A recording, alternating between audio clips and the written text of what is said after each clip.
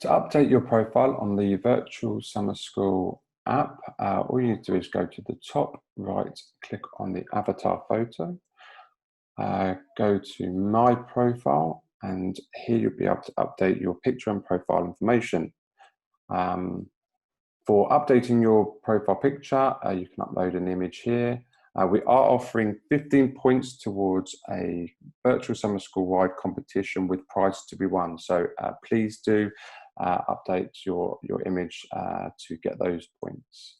On the rest of the page, it's quite straightforward. You're able to update your details here, a little bit about yourself, whether you're a member of the networks, number of times you've attended the summer schools, or whether you're the kind of first-time attendee, your name on discourse, and also any kind of which sector you work in and any interests you have.